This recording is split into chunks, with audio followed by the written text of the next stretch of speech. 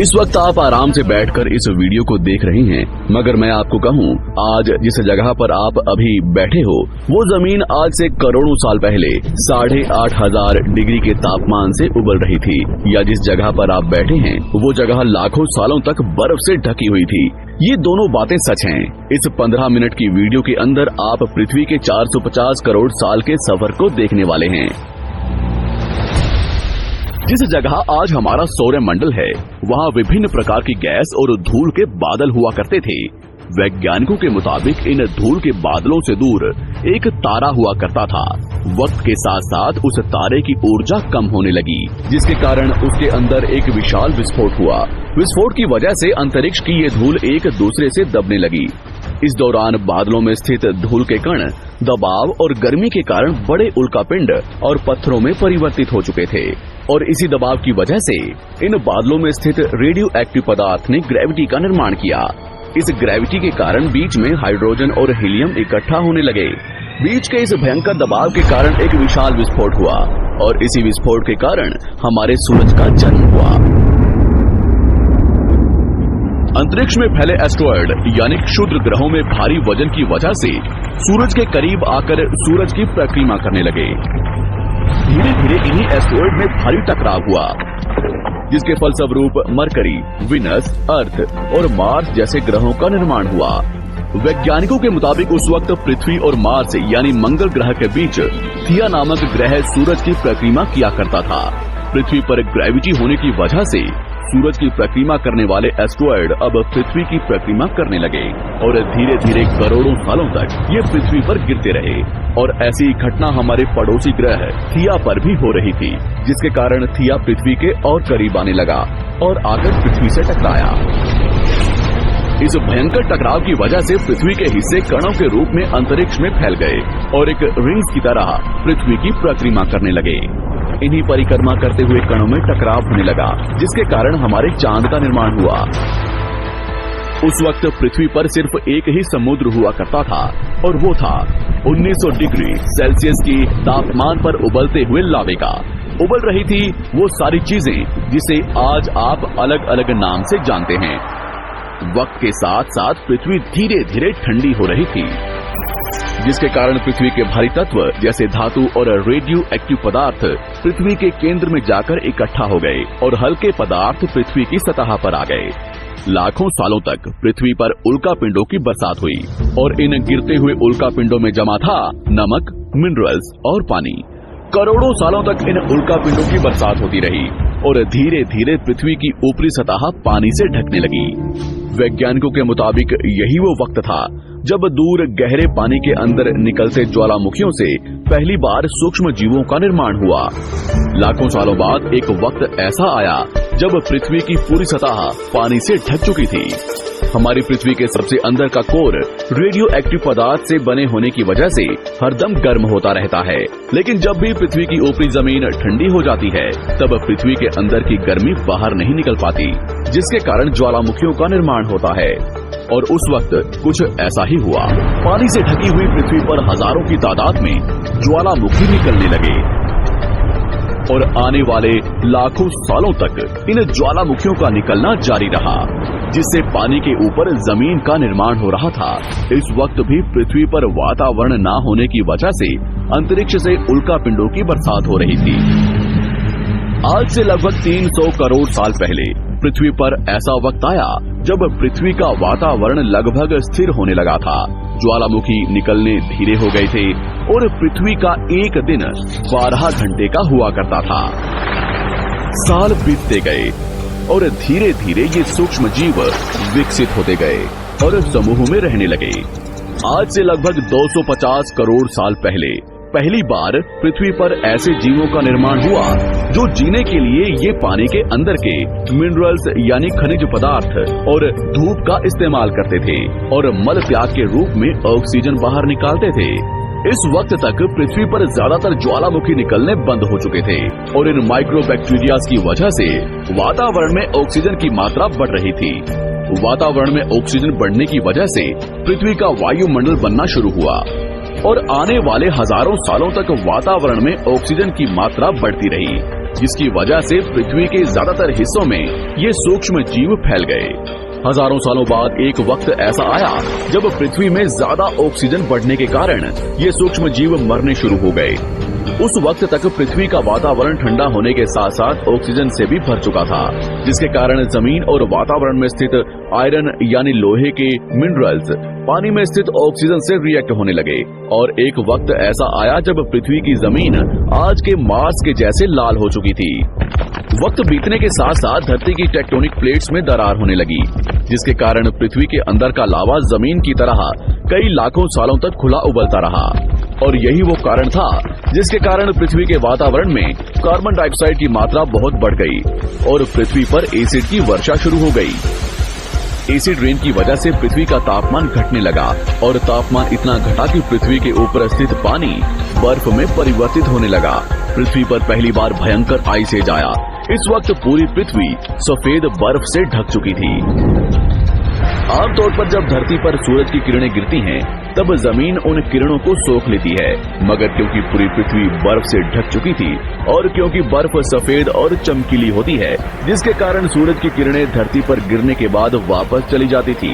इसी कारण से पृथ्वी कई लाखों सालों तक बर्फ से ढकी रही, मगर फिर से पृथ्वी के अंदर स्थित गर्मी ज्वालामुखी के रूप में निकलना शुरू हो गई और इन ज्वालामुखियों से निकलने वाली गर्मी ने बर्फ को पिघलाना शुरू कर दिया।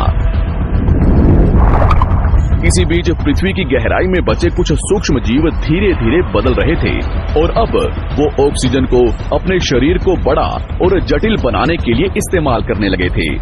इस बीच पानी में अलग से भी छोटे समुद्री पौधे निकलने शुरू हो चुके थे।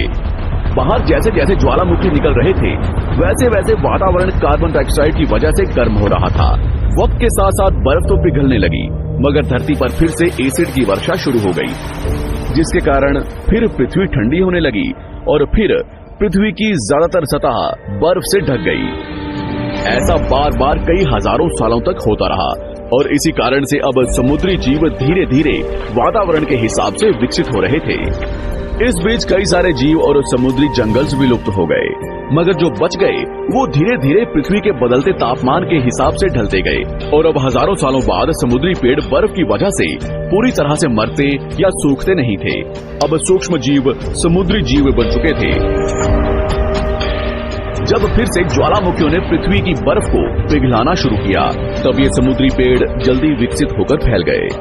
धीरे धीरे वातावरण में ऑक्सीजन की मात्रा बढ़ने लगी और पृथ्वी पर होने वाली एसिड की वर्षा कम होने लगी। वातावरण में ऑक्सीजन आने की वजह से पृथ्वी की ओजोन लेयर्स मोटी होने लगी और आज से लगभग 47 करोड़ साल पहले पृथ्वी की ऊपरी सतह पर पहली बार मोसोस नामक प्लांट उगना शुरू हुआ। वक्त के साथ साथ जमीन पर अलग अलग प्रकार के पौधे और पेड़ उगना शुरू हुए। एक वक्त ऐसा आया जब जमीन के पेड़ों की लंबाई लगभग 80 से 100 फीट जितनी या आज के 5 से 6 मंजिला बिल्डिंग जितनी ऊंची हो चुकी थी। ये वो वक्त था जब समुद्री जानवर समुद्र से बाहर निकल रहे थे और जमीनी जानवरों में परिवर्तित हो रहे थे। धरती की ज्यादातर जमीन एक जगह इकट्ठी हो चुकी थी, जिसे आज हम पैंजिया महाद्वीप के नाम से जानते हैं। पृथ्वी का वातावरण और तापमान लगभग स्थिर हो चुका था और अब करीब 21 से 23 घंटे का दिन हुआ करता था। अब समुद्री जीव पानी से बाहर रहने लगे थे और वातावरण के हिसाब से उनके शरीर का रंग रूप बदल रहा था। धीरे धीरे ये जमीनी जानवर डायनासोर्स में परिवर्तित हो गए। जिन डायनासोर्स ने पेड़ पौधे खाने शुरू कर दिए, उनका शरीर लंबा और विशाल रूप से विकसित होने लगा। कुछ डायनासोर्स शिकार किया करते थे, जिसके कारण वे छोटे और तेज होते चले गए।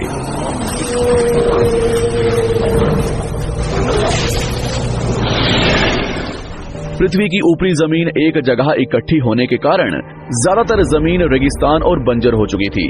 ज्यादातर जंगल समुद्र के करीब हुआ करते थे, जिसमें डायनासोर्स रहा करते थे। आज से लगभग 20 करोड़ साल पहले पैंजिया महाद्वीप टूटना शुरू हो गया।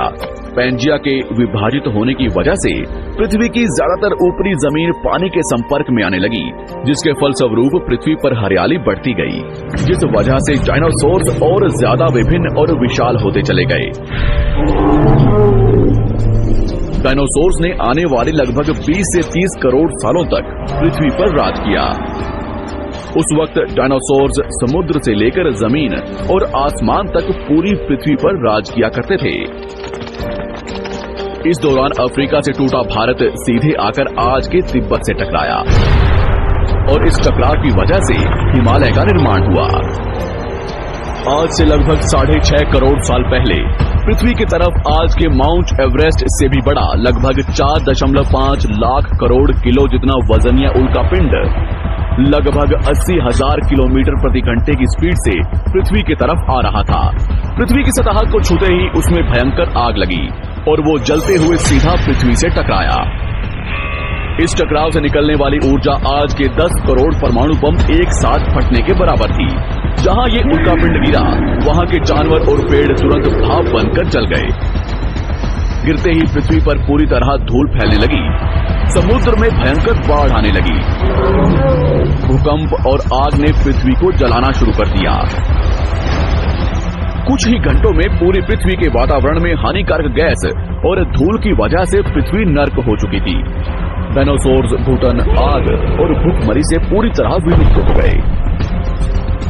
इस वक्त हमारे पूर्वज जमीन के अंदर रहा करते थे, जिसके कारण वो इस विशाल प्रलय से बच गए। पृथ्वी का वातावरण पूरी तरह से काला और अंधेरा हो चुका था, जिससे धूप भी जमीन तक नहीं पहुंच पा रही थी। पृथ्वी के पेड़ और ज्यादातर जानवर विलुप्त हो गए। वातावरण में धूल और हानिकारक गैस के कारण पृथ्वी पर फिर से एसिड की वर्षा शुरू हो गई और फिर पृथ्वी ठंडी होकर बर्फ से ढक गई। लेकिन इस बार पृथ्वी की बर्फ लाखों सालों तक नहीं जमी रही और 80 से 90 हजार साल बाद ये बर्फ पिघलनी शुरू हो गई। जैसे ही धरती पर वातावरण फिर से पहले जैसा होने लगा, वैसे ही ये छोटे जीव जमीन से बाहर आना शुरू हो गए। उस वक्त पृथ्वी की बर्फ पिघलनी शुरू ही हुई थी, जिसके कारण अफ्रीका में घने ठंडे जंगल हुआ करते थे और इसी बीच ये जमीनी जीव बंदरों में परिवर्तित हुए। मगर जैसे जैसे पृथ्वी गर्म होने लगी, वैसे वैसे अफ्रीका के ये जंगल सूखने लगे। जंगल की चीजें खाने वाले बंदरों को खाने की कमी होने लगी। खाने की तलाश में इन बंदरों ने अपने पैरों पर चलना शुरू कर दिया, जिससे उन्हें दूसरे जानवरों के शिकार करने में मदद मिलती थी। धीरे धीरे बंदर एप्स यानी वानर में परिवर्तित हुए।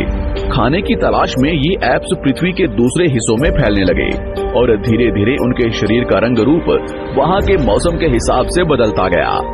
वक्त के साथ साथ हम आदिवासी बने। हमने हथियारों से लेकर आग का आविष्कार किया। हम धीरे धीरे इंसान के रूप में विकसित हुए। हमने धर्म से लेकर परिवार, भाषा और संस्कृति का निर्माण किया और वक्त के साथ साथ हम विकसित होते चले गए और आज हम इस पृथ्वी की सबसे विकसित प्रजाति बन चुके हैं।